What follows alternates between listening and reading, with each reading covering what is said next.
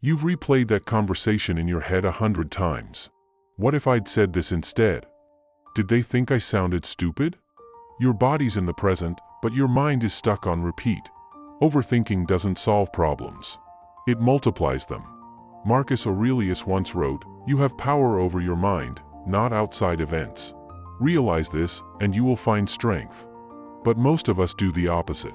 We try to control everything except our minds. Welcome to Stoic Principles, where ancient wisdom meets modern chaos. Today, we'll break down how Stoicism helps you stop overthinking and finally act with calm, confident clarity. Imagine this. You send a message to a friend. No reply. Hours pass. Then a day. Your brain launches an investigation. Did I say something wrong?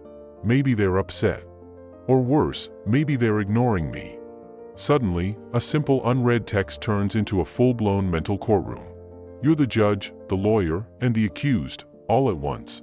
Then you get a reply. "Hey, sorry, busy day at work." Relief floods in. But the damage is already done. You've wasted hours in a reality that never existed. That's the cost of overthinking. You suffer twice. Once in imagination, once in reality. Epictetus warned about this 2,000 years ago. Men are disturbed not by things, but by the view which they take of things.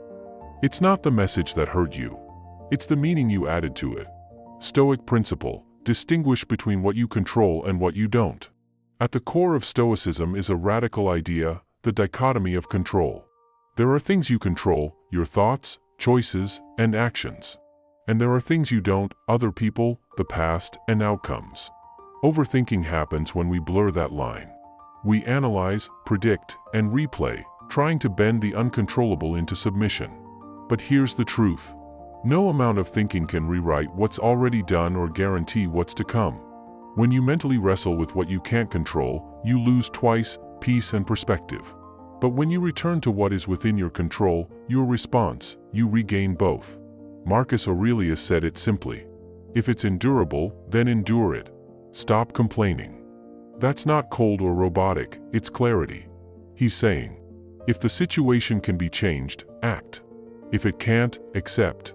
Either way, thinking endlessly in circles is not a solution, it's resistance. Stoic practice number 1, the thought audit. When your mind spirals, don't fight your thoughts, observe them. Write them down. Ask 3 questions. 1. Is this within my control? 2. What exactly can I do about it? 3. What happens if I simply let it be? 9 times out of 10, you'll find you're worrying about what you wish you could control. Seneca said, "We suffer more in imagination than in reality."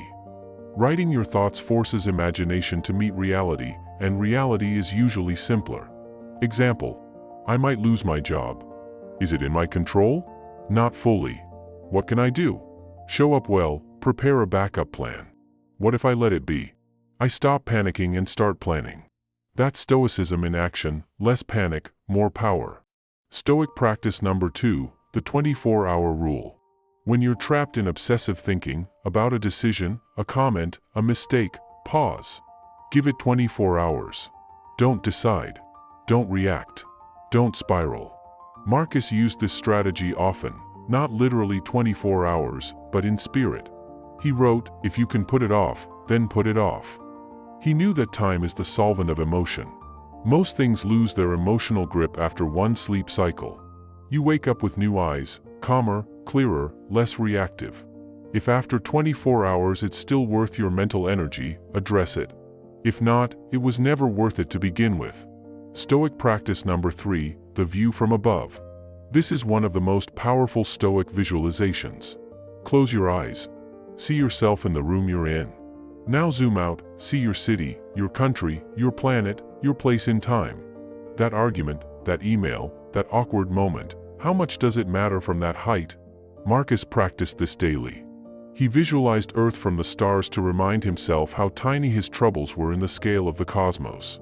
He wasn't minimizing life, he was regaining perspective. Try it next time your brain's on fire. Zoom out until the noise fades, and only clarity remains. Modern application: Stoicism for everyday overthinkers. Let's translate this into today's world, the era of overnotification, comparison, and digital noise. Overthinking thrives in uncertainty. And today, uncertainty is monetized. Social media feeds on your attention. News thrives on your fear. Ads whisper, "You're behind." Stoicism teaches you to disconnect without detaching.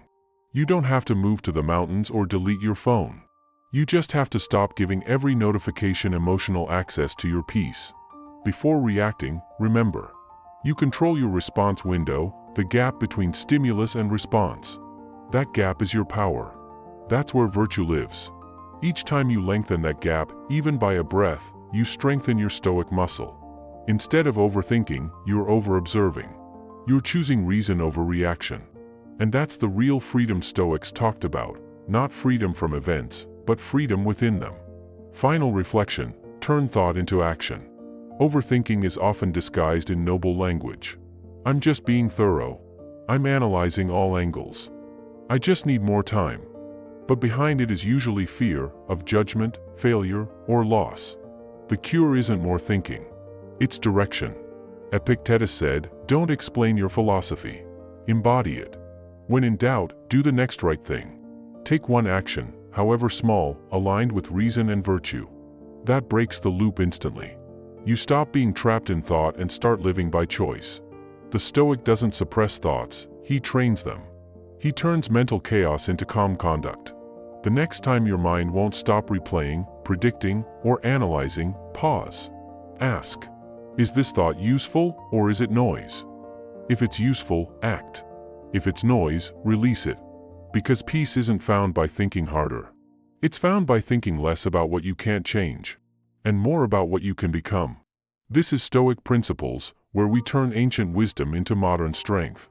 If this helped you find a little more calm, give it a like, share it with someone caught in their own thoughts.